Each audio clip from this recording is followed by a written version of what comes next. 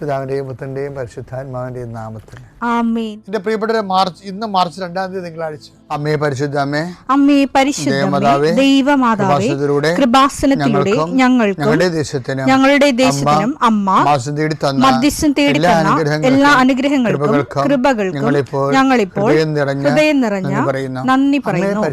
അമ്മേ പരിശുദ്ധമ്മേ, ദൈവമാതാവേ, 2004 ഡിസംബർ 7 ഉച്ചകഴിഞ്ഞ് 2:30 കൃപാസനത്തിൽ സംഭവിച്ച അമ്മയുടെ പ്രത്യക്ഷപ്പെടലിനെക്കുറിച്ച് തിരുസഭയ്ക്ക് സമർപ്പിച്ചിരിക്കുന്ന പഠനരേഖകളുടെ മേൽ സഭാത്മകമായ പഠനം ആരംഭിക്കുവാൻ ഞങ്ങൾ പ്രാർത്ഥിക്കുന്നു.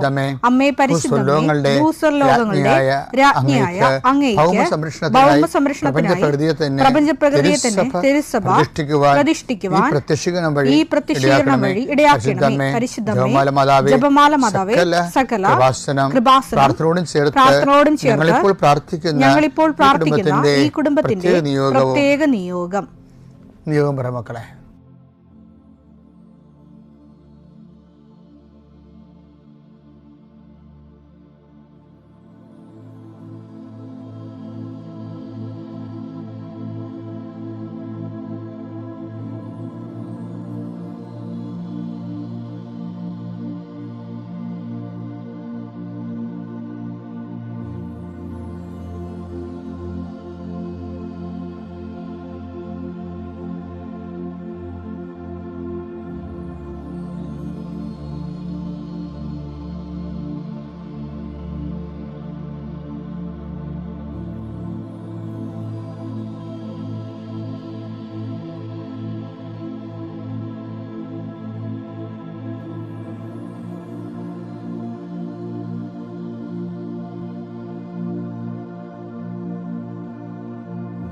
അമ്മയുടെ പ്രത്യക്ഷീകരണത്തിന്റെ ഈ അനുഗ്രഹവേളയിൽ ഞങ്ങൾക്ക് സാധിച്ചു തരുവാൻ കനിയണമേ.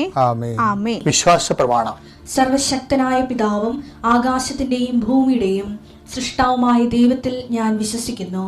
അവിടുത്തെ ഏകപുത്രനും ഞങ്ങളുടെ കർത്താവുമായ ഈശോമിശിഹായിലും ഞാൻ വിശ്വസിക്കുന്നു. ഈ പുത്രൻ പരിശുദ്ധാത്മാവിനാൽ ഗർഭസ്ഥനായി കന്യകാമറിയത്തിൽ നിന്ന് പിറന്ന് പൊന്തിയോസ് പീലാത്തോസിന്റെ കാലത്ത് പീഡകൾ സഹിച്ച് കുരിശിൽ തറയ്ക്കപ്പെട്ട് മരിച്ച് അടക്കപ്പെട്ട് പാതാളങ്ങളിൽ ഇറങ്ങി മരിച്ചവരുടെ ഇടയിൽ നിന്ന് 3-ാം നാൾ ഉയർത്ത് സ്വർഗത്തിലേക്ക് എഴുന്നള്ളി സർവശക്തിയുള്ള പിതാവായ ദൈവത്തിന്റെ വലതുഭാഗത്തിരിക്കുന്നു. അവിടെ നിന്ന് ജീവിക്കുന്നവരെയും മരിച്ചവരെയും വിധിക്കുവാൻ വരുമെന്നും ഞാൻ വിശ്വസിക്കുന്നു. പരിശുദ്ധാത്മാവിലും ഞാൻ വിശ്വസിക്കുന്നു. വിശുദ്ധ കത്തോലിക്കാ സഭയിലും പുണ്യവാന്മാരുടെ ഐക്യത്തിലും പാപങ്ങളുടെ മോചനത്തിലും ശരീരത്തിന്റെ ഉയർപ്പിലും നിത്യമായ ജീവിതത്തിലും ഞാൻ വിശ്വസിക്കുന്നു. ആമേൻ. സുഖസ്ഥനായ ഞങ്ങളുടെ പിതാവേ, അങ്ങയുടെ നാമം പൂജിതമാകണമേ. അങ്ങയുടെ രാജ്യം വരണമേ. അങ്ങയുടെ തിരുമനസ് സ്വർഗത്തിലെ പോലെ ഭൂമിയിലും ആകണമേ. അന്നു വേണ്ടുന്ന ആഹാരം ഇന്ന് ഞങ്ങൾക്ക് തരണമേ. ഞങ്ങളോട് തെറ്റ് ചെയ്യുന്നവരോട് ഞങ്ങൾ ക്ഷമിക്കുന്നത് പോലെ ഞങ്ങളുടെ തെറ്റുകൾ ഞങ്ങളോടും ക്ഷമിക്കണമേ. ഞങ്ങളെ പ്രലോഭനത്തിൽ ഉൾപ്പെടുത്തരുതേ, തിന്മയിൽ ഞങ്ങൾ രക്ഷിക്കണമേ. ആമേൻ. നന്മ നിറഞ്ഞ മറിയമേ, സ്വസ്തി. കർത്താവ് അങ്ങയുടെ കൂടെ സ്ത്രീകളിൽ അങ്ങ് അനുഗ്രഹിക്കപ്പെട്ടവളാകുന്നു. അങ്ങയുടെ ഉദരത്തിൻ ഫലമായി ഈശോ അനുഗ്രഹിക്കപ്പെട്ടവനാകുന്നു. പരിശുദ്ധ മറിയമേ, തമ്പുരാന്റെ അമ്മേ, പാപികളായ ഞങ്ങൾക്ക് വേണ്ടി ഇപ്പോഴും ഞങ്ങളുടെ മരണസമയത്തും തമ്പുരാനോട് അപേക്ഷിക്കണമേ. ആമേൻ. എന്റെ കർത്താവിന്റെ ഉന്നതമായ നാമത്തിൽ സഭയുടെ അധികാരത്തിൽ കുരിശിന്റെ അടയാളത്തിൽ ദൈവത്തിന്റെ ശക്തിയാൽ 39-40 വർഷം ഞാൻ അർപ്പിച്ച കുർബാനയുടെ യോഗ്യതയാൽ കൃപാസനത്താറെ ജീവനോടെ പ്രത്യക്ഷപ്പെട്ട പരിശുദ്ധ അമ്മയുടെ മാധ്യസ്ഥത്തിലെ ഞാൻ ഓരോ കുടുംബത്തെ ആശ്രയിച്ച് പ്രാർത്ഥിക്കുന്നു. ദൈവത്തിലെ നിന്റെ കയ്യിരിക്കുന്ന എല്ലാ വസ്തുക്കളുടെ പ്രമാണങ്ങൾ കയ്യിലുണ്ടെങ്കിൽ എടുക്കുക, സർട്ടിഫിക്കറ്റുകളുണ്ടെങ്കിൽ എടുക്കുക, എവിടെയും കൊടുക്കാനുള്ള ആപ്ലിക്കേഷൻസ് ഉണ്ടെങ്കിൽ എടുക്കുക. ദൈവത്തിലെ നീ എവിടെയെങ്കിലും പോകുന്നുണ്ടെങ്കിൽ നിന്റെ പാസ്പോർട്ടോ വിസയുടെ കോപ്പിയോ എയർ ടിക്കറ്റോ എന്താണ് നിന്റെ കയ്യിലുള്ളത്, ഇപ്പോൾ എടുക്കുക. ദൈവത്തിലെ എവിടെയും കൊടുക്കാനുള്ള ആപ്ലിക്കേഷൻസ് ഉണ്ടെങ്കിൽ അത് എടുക്കുക.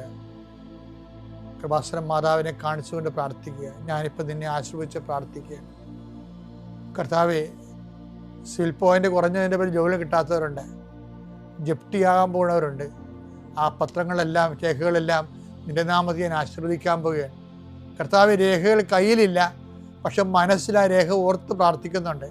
ഇപ്പം എടുക്കാൻ പറ്റാത്ത ആ രേഖ എൻ്റെ കയ്യിലുണ്ടായിരുന്നെങ്കിൽ എന്ന് ആഗ്രഹിച്ച് വിഷമിക്കുന്നവരുണ്ട്. കർത്താവേ, ആ രേഖ എവിടെയാണ് ഇരിക്കണത്? അവിടെ നിന്റെ തിരുമുറിവാർന്ന് വലത് കരുത്താൻ ആ രേഖയെ സ്പർശിക്കണമേ. മാതാവിൻ്റെ മധ്യസ്ഥത്തിൽ പ്രാർത്ഥിക്കുന്നു. അവരെന്താണ് ഉദ്ദേശിക്കുന്നത്, അതുകൊണ്ട് അത് നിറവേറാൻ കർത്താവ് അനുവദിക്കട്ടെ.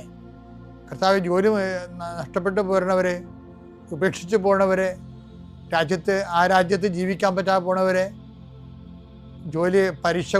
പരീക്ഷയെ ഒരുങ്ങിക്കൊണ്ടിരിക്കുന്ന മക്കളെ, പരീക്ഷയുടെ ഹോൾ ടിക്കറ്റ് കയ്യിലുണ്ടെങ്കിൽ മക്കൾ എടുക്കുക. അല്ലെങ്കിൽ നിങ്ങളത് മനസ്സിൽ ഓർക്കുക. പഠിക്കാൻ പറ്റാത്ത വിഷയങ്ങളുണ്ടെങ്കിൽ ലാപ്ടോപ്പ് എടുത്ത് കയ്യിൽ വെക്കുക. അച്ഛനായി ഈ നിമിഷം ആശീർവദിക്കുന്നു.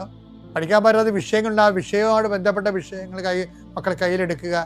എൻ്റെ കർത്താവിൻ്റെ ഉന്നതമായ നാമത്തിൽ, സഭയുടെ അധികാരത്തിൽ, കുരിശിൻ്റെ അടയാളത്തിൽ, ദൈവത്തിൻ്റെ ശക്തിയാൽ എൻ്റെ എല്ലാ ജീവിത തടസ്സങ്ങളെയും, നീ ആഴ്ച നേരിടാൻ പോകുന്ന മുഴുവൻ ദോഷങ്ങളെ ഈശോനാമത്തിൽ ബന്ധിക്കുന്നു. പിതാവും പുത്രനും പരിശുദ്ധാത്മാവ് സർവ്വശക്തനും നയിക്കുവാമേ. ജോഷുവ 3:15 ഇന്നത്തെ രാവിലെയുള്ള സന്ദേശത്തിൻ്റെ ആദ്യ വചനം. ജോഷുവ 3:15. വാഗ്ദാന പേടകം വഹിച്ചിരുന്നവർ ജോർദാൻ നദീതീരത്തെത്തി. പേടകം വഹിച്ചിരുന്ന പുരോഹിതന്മാരുടെ പാദങ്ങൾ ജലത്തെ സ്പർശിച്ചു. കൊയ്ത്തുകാലം മുഴുവൻ ജോർദാൻ കരകവിഞ്ഞൊഴുകുക പതിവാണ്. വെള്ളത്തിന്റെ ഒഴുക്ക് നിലച്ചു. എൻ്റെ പ്രിയപ്പെട്ടവരെ, എപ്പോഴും ഉടമ്പടി ജീവിതം, പരിശുദ്ധ അമ്മയുടെ ജീവിതം, അതുപോലെ തന്നെ നമ്മൾ ഏറ്റെടുക്കുന്ന ഒരു ജീവിതമാണ്. പരിശുദ്ധ അമ്മയുടെ ജീവിതം, ശരിക്കും പരിശുദ്ധ അമ്മയെ നമ്മൾ വിളിക്കുന്നത് വാഗ്ദാന പേടകമേ ഞങ്ങൾക്ക് വേണ്ടി അപേക്ഷിക്കണമെന്ന്. അമ്മ എങ്ങനെയാണ് വാഗ്ദാന പേടകമായതെന്ന് നമുക്കറിയാം. വാഗ്ദാന പേടകത്തിന് ഒരു സിമ്പിൾ ഇക്വേഷനാണ് ഉള്ളത്. എന്താണ് അത്? ബൈബിളിൻ്റെ പൊതുവായ വെളിപാടിൻ്റെ ഒരു സമവാക്യമാണ്. അതെന്താണ്?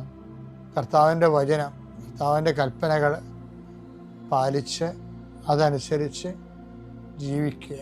അതാണ് അമ്മ പറഞ്ഞത്. ഇതാ കർത്താവിൻ്റെ ദാസി, നിന്റെ വചനം പോലെ എന്നിലാവട്ടെ. ലൂക്ക 1:38. മറിയം പറഞ്ഞു, ഇതാ കർത്താവിന്റെ ദാസി, നിന്റെ വാക്ക് എന്നിൽ നിറവേറട്ടെ. അപ്പൊ അമ്മ ദൈവത്തിന്റെ വാക്ക് നിറവേറ്റുമ്പോഴാണ് നമ്മൾ വാഗ്ദാന പേടകം ആകുന്നത്. അപ്പൊ ദൈവത്തിന്റെ പേടകമാകും, ദൈവത്തെ വഹിക്കുന്ന ആളാകും. ദൈവത്തിന് കൈയും കാലും കൊടുക്കുന്ന ഒരു പരിപാടിയാണിത്. അപ്പം ദൈവത്തിന് കൈയും കാലും കൊടുക്കുന്ന പുരോഹിതൻ എന്ത് ചെയ്ത്? ജോർദാൻ നദി ഇറങ്ങിയപ്പോൾ ജലം വറ്റി മാറി. നമ്മുടെ മുമ്പിൽ പതിവ് ദുഃഖങ്ങളുണ്ട്. പരമ്പരാഗത ദുഃഖങ്ങളും പതിവ് ദുഃഖങ്ങളും.